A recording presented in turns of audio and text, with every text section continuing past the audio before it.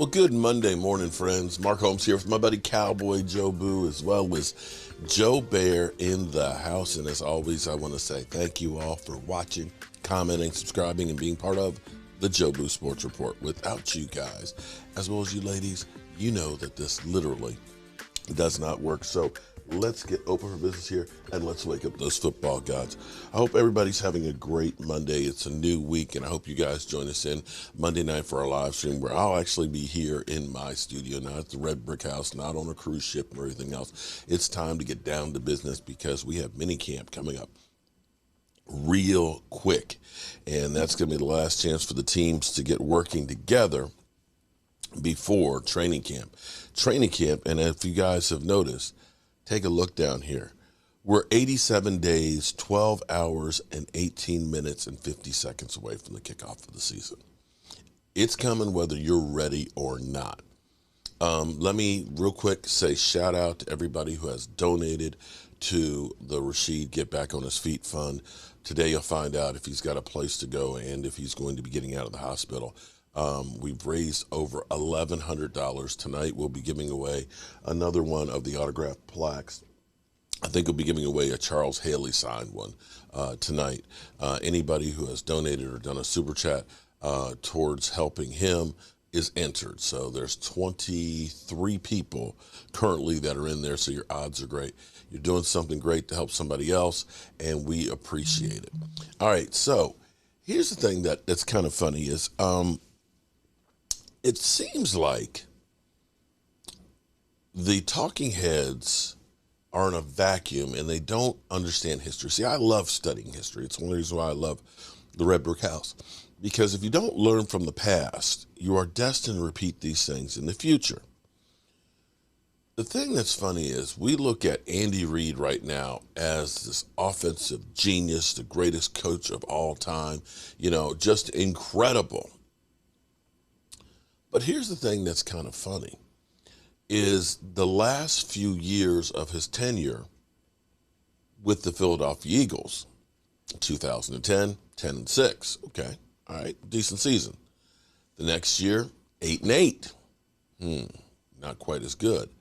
The last year, 2012, 4-12, and he got run out of town. The game's passed him by. He's a bum. Can't win the big one. They got rid of him, even though he had been the all-time leading winning coach in Eagles history, even though he took them to a Super Bowl that they lost against New England. They ran him out of town. He got hired by Kansas City, and now has won a couple of Super Bowls, and now is revered as the best coach right now currently in football. And if he continues with Pat Mahomes, could get up there with Bill Belichick. The thing that's interesting in this is when we look at his tenure, and I know people are going to laugh because it's one of those things with how dare you, compare Dak Prescott with, say, Russell Wilson and what they did their first couple of years. People don't seem to understand that players around players matter, but be that as it may. The small-minded ESPN listening people, that's fine.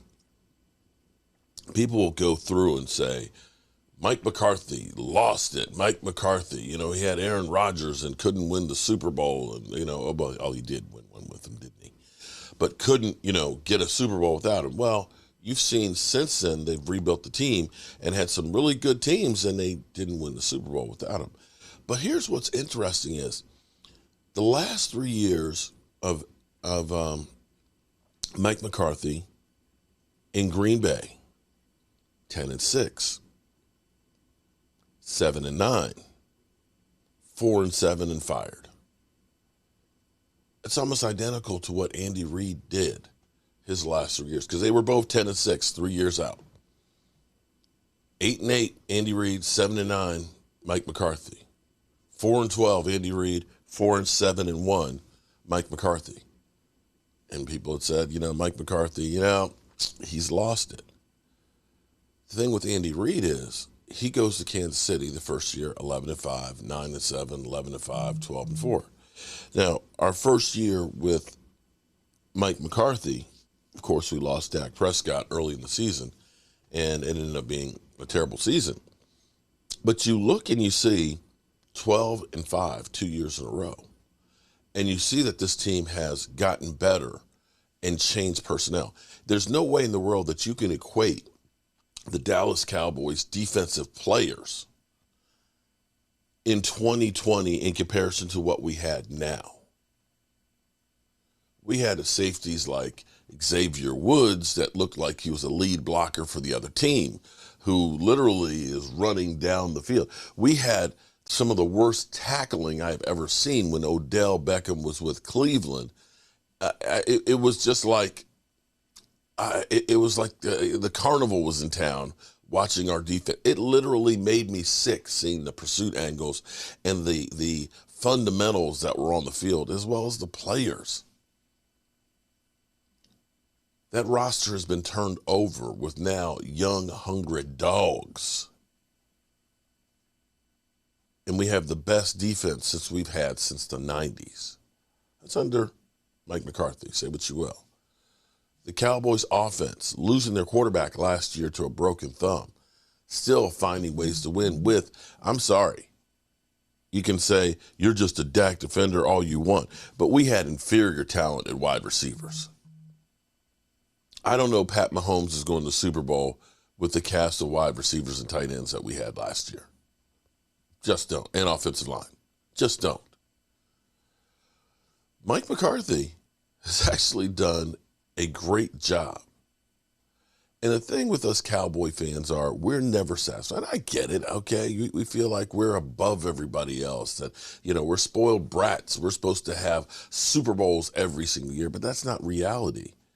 We're like spoiled kids that, mom and dad is always giving us everything, and now when we don't, we're having a temper tantrum. But the reality is life doesn't work out that way. For Mike McCarthy to be 12-5, 12-5, 6-10, without his quarterback, with a cast of characters of, what are any of those guys doing right now who started at quarterback? Nothing.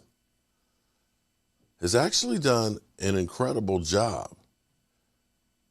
Now, I can go back through and say, well, we haven't won the Super Bowl.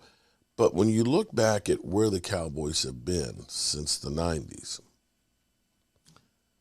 every year has been good under Dak Prescott and especially Mike McCarthy. I don't know if you guys remember all those 8-8 years with Tony Romo and Jason Garrett. I sure do. Sometimes you got to take a step ahead before you finally reach where you want to go. So I am happy about Mike McCarthy. I'm happy that Mike McCarthy now gets to call the plays, that Mike McCarthy actually has full autonomy, I believe, over the team and what they're going to do. And you can see how the players, at least thus far, are responding in the excitement that they have. I'm going to say they feel differently the way they talk now than they ever did under Kellen Moore. They're not going to say bad things about Kellen Moore, but you don't feel the excitement that you do right now. So DeAndre Hopkins was in Tennessee yesterday. I don't know how that worked out. Rich Eisen on why Hopkins should not sign with the Titans. We're hanging on any word about DeAndre Hopkins. I know you are a Dallas Cowboy fan. Yeah. I know you are a New England Patriot fan. I'm not getting my hopes up, but I'm getting mine up. Because you hear like, he's not the same anymore. Right. You see those pushbacks that, the anonymous sources saying he can't run as well. He's not the same. Still looks pretty good to me. Yeah. I think that comes from people who don't want him going to certain teams. So I mean, he missed the first 6 games last year, and then balled out. but that wasn't his fault. Well, there hasn't been his much fault. other than, his emojis that he sent out, and there hasn't been much about it in terms of a resolution. Let's see if he tweeted it. And Tom Pelissero did, who, by the way, is going to sit in this chair three times next week as I head off with Susan and the kids on vacation. Tommy P. What up? He's going to Tennessee to visit. A little visit. Oh, a little visit. Tennessee. Mike Vrabel. You know, everybody thinks again Vrabel's from the Belichick coaching tree. He's from the Bill O'Brien coaching tree. He was on the staff in Houston. Now Vrabel's team gets the first visit with Hopkins, the 5-time Pro Bowl, released by Arizona last month. So, you know, boy, do they need receivers there. You take a look at their receiving roster. Chris, you want to call up the Tennessee Titans depth chart? Oh, look here. Because you got Ryan Tannehill, and if Ryan Tannehill doesn't answer the bell, you've got 2 green quarterbacks, one less green than the other. Yep. Although you saw last year with Malik Willis struggling.